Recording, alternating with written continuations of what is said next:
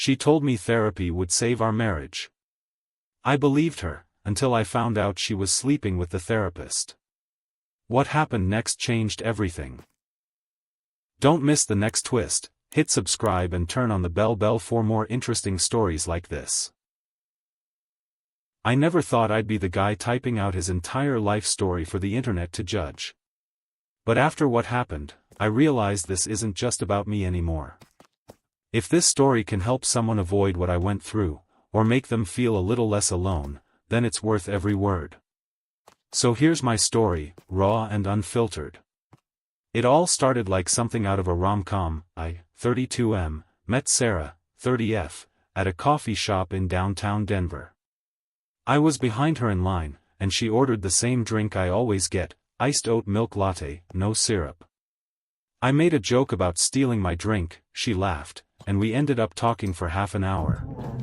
A week later, we were on our first date. A year later, we moved in together. 2 years after that, I proposed under the stars during a camping trip in Yosemite. It felt perfect. She said yes with tears in her eyes. Our wedding was small, intimate, just close friends and family. We danced under string lights in my parents' backyard. Everyone kept saying how in sync we were. How lucky we were. And we were. For a while. Year 3 of our marriage is when things shifted. At first, it was small stuff. She didn't laugh at my jokes like she used to. She'd zone out during dinner. Her phone, once left casually on the kitchen counter, was now glued to her hand, face down. I asked her if everything was okay. She'd smile that tight-lipped smile and say, yeah. Just tired. Work's been crazy. We stopped having sex. I'm not saying that's everything, but it's something. Intimacy matters. We were more like roommates than lovers. Then one night, I tried to initiate. She turned away and said, I just don't feel connected to you anymore. That line haunted me. I suggested therapy. She agreed immediately, which I saw as a good sign at the time. Looking back, I think she was just relieved I brought it up first. That's how we met Dr. Adams. Early 40s. Clean-shaven, calm voice, firm handshake. The kind of guy who looks you in the eye and makes you feel like you matter. He asked questions that cut deep. Made us dig. And at first, it felt like progress. You two are clearly committed, he said during our second session. But something's blocking the emotional connection. Let's find it. Sarah opened up more than she had in months. She cried in our third session. Held my hand. I felt like we were starting over. We began individual sessions too. I only went to a few. She kept going. Twice a week. Then 3 times. I didn't question it at first. I wanted her to heal. I wanted us to heal. But things didn't improve at home. She was colder, if anything. She stopped wearing her wedding ring. She came home later and later. Max, our golden retriever, would sit by the door waiting for her. Sometimes he waited all night. One Thursday, I had a last-minute client meeting cancel. I figured I'd surprise her with takeout and a bottle of wine. Her car was in the driveway. But the house was dark. I walked in. No lights. No music. Max didn't even bark. He was upstairs.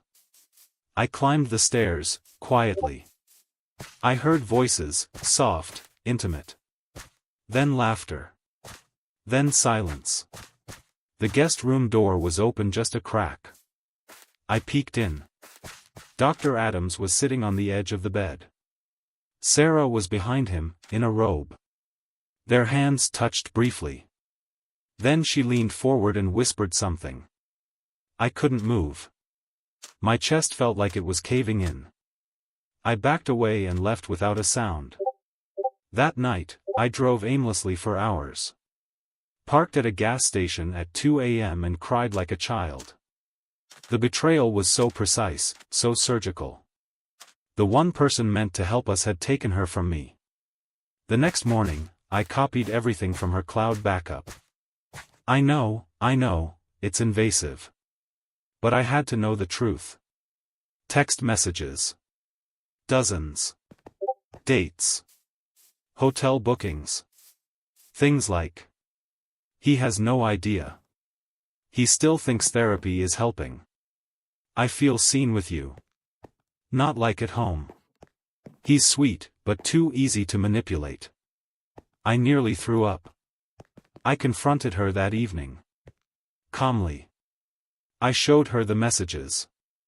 She stared at the screen, then at me. No tears. No panic. Just silence. "I didn't mean to fall for him," she said finally.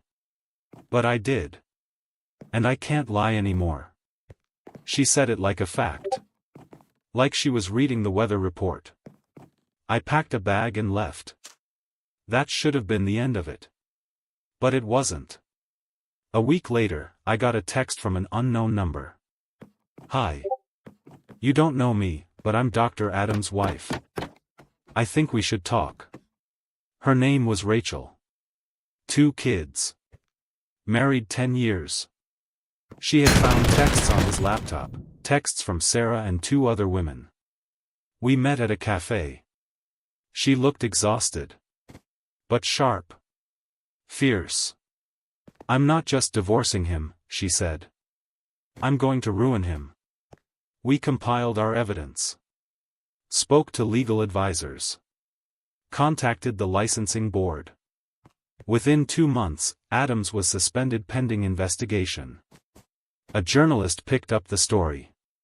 Then 2 more. He lost his license. His practice closed. Rachel sued for full custody and won. Sarah tried to contact me again after the news broke. I blocked her. Rachel and I stayed in touch.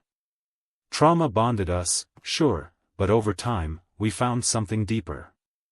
One night, we talked until sunrise. About love. About fear. About starting over. She laughed at my terrible jokes. I remembered what that felt like. We didn't rush. We healed. Slowly. Intentionally. Now, 2 years later, we're engaged. I never thought I'd trust again. But I do. And I'm happier than I've ever been. If you've ever been betrayed, you know the way it cracks you open. But sometimes, in the rubble, you find something better. Not just someone else. Yourself.